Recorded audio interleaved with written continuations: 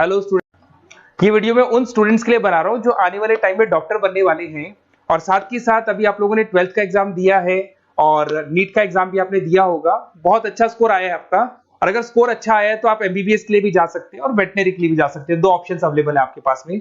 अब देखिए, इसके अंदर जो डॉग लवर्स हैं या फिर अपन बोल सकते हैं जो एनिमल लवर्स हैं, इसमें सारे एनिमल्स कवर होते हैं, वो लोग इस वेटनरी वाले ऑप्शन को चूज कर सकते हैं। बहुत अच्छा ऑप्शन है, इसमें बहुत अच्छी अच्छी कैरियर अपॉर्चुनिटीज मिलेगी, बहुत अच्छा पैकेज मिलेगा और फ्यूचर ग्रोथ बहुत अच्छा है इसके अंदर। अभी अपन लोग डिस्कस करने वाले हैं veterinary, what is veterinary doctor, veterinary doctor क्या करता है, कैरियर अपॉर्चुनिटीज क्या क्या मिलेंगी इसमें, सैलरी क्या मिलेगा इसके अंदर, इंडिया में क्या सैलरी है और अब्रॉड में क्या सैलरी मिलेगा आपको, गवर्नमेंट कॉलेजेस क्या चार्ज करते हैं फीस, प्राइवेट कॉलेज क्या चार्ज करते हैं, पूरा डिटेल में डिस्कस करेंगे। कहां एडमिशन लेना चाहिए, कितनी फीस पे लेना चाहिए, स्कॉलरशिप कितना मिलेगा, कम से कम बजट में कौन सा कॉलेज मिलेगा, इसको अपन बिल्कुल डिटेल में डिस्कस करने वाले हैं। चलो शुरू करते हैं।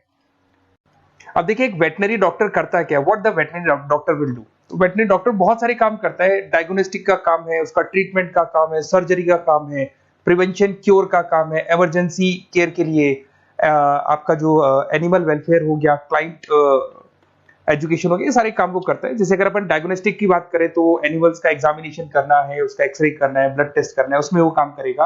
अगर मैं ट्रीटमेंट की बात करता हूं तो यहाँ पे वो मेडिसिन वगैरह जो देगा वो देगा आपको, प्रोवाइड वैक्सीनेशन, वो बहुत इंपॉर्टेंट है क्योंकि वैक्सीनेशन वगैरह अपन देखते हैं डॉग्स वगैरह को रेगुलर बेसिस पे अपने को देना पड़ता है। सर्जरीज हो गई, जैसे रूटीन सर्जरीज, कॉम्प्लेक्स सर्जरीज, ये सारे काम वो करेगा। उसके अंदर प्रिवेंटिंग क्योर, वैक्सीनेशन वगैरह हो गया। उसके बाद में इमरजेंसी केयर के लिए वो जो काम करेगा, जैसे इमरजेंसी केयर में किसी को किसी एनिमल को कोई प्रॉब्लम आ गया तो उसका लाइफ सेविंग कैसे करना है, इमरजेंसी में कैसे लेना है उसको। एनिमल वेलफेयर में, जैसे जो एनिमल वेलफेयर ऑर्गेनाइजेशन होती है उसमें वो काम करेगा। उसके बाद में क्लाइंट एजुकेशन हो गया, जो भी आपके क्लाइंट्स होंगे जो डॉग रखते हैं, जो भी पेट रखते हैं, उनको क्या खिलाना है, उनको कैसे रखना है, उसके ऊपर डिस्कशन करेगा सारा का सारा। अब देखिए, मेन चीज इसमें आती है कैरियर अपॉर्चुनिटीज। क्या कैरियर अपॉर्चुनिटीज होगी, आप डॉक्टर बन जाएंगे तो डॉक्टर बनने के बाद में आपकी जॉब कहां लगेगी या फिर अपना खुद का प्राइवेट बिजनेस खोलेंगे, कैसे करेंगे आप। इसमें सबसे बढ़िया ऑप्शन है प्राइवेट क्लिनिक्स। ये लोग अपना खुद का प्राइवेट क्लिनिक खोलते हैं, small animal, large animal, mix दोनों के लिए खोल सकते हैं। तो प्राइवेट क्लिनिक के अंदर बहुत अच्छी अर्निंग है। अपन उसका जो सैलरी पार्ट है वो भी डिस्कस करेंगे नीचे। उसके बाद में आपका एनिमल हॉस्पिटल्स हो गए, प्राइवेट और गवर्नमेंट दोनों हॉस्पिटल हैं जहां पे जॉब लग सकती है। रिसर्च इंस्टीट्यूट्स हो गए जहां पे आपका जॉब लग सकता है, जैसे फार्मास्यूटिकल कंपनी हो गया, गवर्नमेंट एजेंसीज हो गया, यहाँ पे जॉब लग सकता है। उसके बाद में गवर्नमेंट एजेंसीज में public health agencies, department of agriculture, यहाँ आपका जॉब लग सकता है। कुछ लोग बोलते हैं जू हो गया, वाइल्ड लाइफ सेंचुरी हो गई, वहां आपका जॉब लग सकता है। जू, एक्वेरियम, यहाँ पे लग सकता है, वाइल्ड लाइफ सेंचुरीज में लग सकता है। उसके अलावा फूड प्रोडक्शन इंडस्ट्रीज हो गई, जैसे लाइफ स्टॉक प्रोडक्शन हो गया, जैसे कोई मुर्गियों का बिजनेस करता है या मुर्गियों का फार्म है, वहां पे जॉब लग सकता है आपका। एनिमल वेलफेयर एडवाइस के लिए जॉब लग सकता है आपका। कुछ नॉन प्रॉफिट ऑर्गेनाइजेशन होती है जो एनिमल्स के लिए खुली हुई है और उनका ऑब्जेक्टिव होता है कि कोई भी अगर एनिमल के साथ कोई प्रॉब्लम है तो वो लोग सॉल्व करते हैं उसको, उसका कोई चार्ज नहीं है, वहां आपका जॉब लग सकता है। उसके बाद में पेट और फूड न्यूट्रिशन, क्या खिलाना है, जैसे आपने सुना होगा डॉग्स को पेडिग्री देते हैं अपन, वैसे कौन सी चीज खिलानी चाहिए, क्या नहीं खिलाना चाहिए, उसकी जो जितनी मेडिसिन बनेगी या जितने फूड बनेंगे वहां जॉब लग सकता है आपका। उसके अलावा आपका स्कूल्स एंड कॉलेजेस में आपका जॉब लग सकता है एज अ फैकल्टी। पढ़ने के बाद में अगर आपका इंटरेस्ट है फैकल्टी बनने का तो वहां आपका जॉब लग सकता है। कंसल्टेंसी फर्म्स हो गया, animal health consultancy, food safety consultancy, यहाँ आपका जॉब लग सकता है।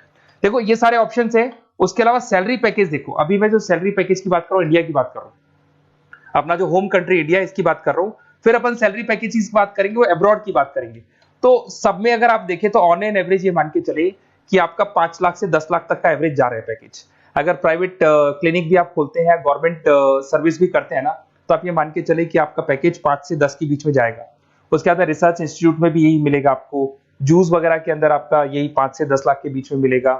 फूड प्रोडक्शन इंडस्ट्रीज है, नॉन प्रॉफिट ऑर्गेनाइजेशन है, तो ऑन एन एवरेज ये मान के चलो 5 लाख टू 10 लाख। तो एज अ फ्रेशर आपको एक्सपीरियंस हो जाएगा तो पैकेज बढ़ जाएगा, कंसल्टेंसी फर्म से यहाँ लग सकते हैं। बट अगर आप अब्रॉड का प्लान कर रहे हो ना, तो अब्रॉड के अंदर तो ये मान के चलो कि आपका जो सैलरी है उसके अंदर बहुत जबरदस्त मल्टीपल इंक्रीमेंट होने वाले हैं। अगर आप अब्रॉड का प्लान कर रहे हैं, अगर यूएस में अगर आपका जॉब लगता है तो मान के चले ऑन एन एवरेज $1 लाख है एनुअली। तो अगर $1 लाख का मतलब मान के चले तो 83 या 80 रुपीज राउंड फिगर में मानोगे तो भी 80 लाख रुपए आपको मिले। तो इसके अंदर एक बहुत अच्छा ऑप्शन है कि आप एज अ डॉक्टर बन के अब्रॉड भी जा सकते हैं। कुछ लोग हैं जो नहीं जाना चाहते बट कुछ जाना चाहते हैं तो वो जा सकते हैं, इसमें अब्रॉड भी जा सकते हैं। उसमें यूएस है, यूके है, ऑस्ट्रेलिया है, कनाडा है, जर्मनी है, बाकी और बहुत सारी कंट्रीज है जहां पे बहुत अच्छे अच्छे जॉब लगेंगे। ऑन एवरेज मान के चलो 80 लाख, 70-80 लाख रुपए आपको साल के मिल जाएंगे। ये सारे ऑप्शंस हैं। अब मेन चीज पे आते हैं। देखो सीधी सी बात है, अगर इसको करना है तो उसको करने के लिए नीट में स्कोर कितना चाहिए, गवर्नमेंट कॉलेज क्या मांगेगा, प्राइवेट कॉलेज क्या मांगेगा।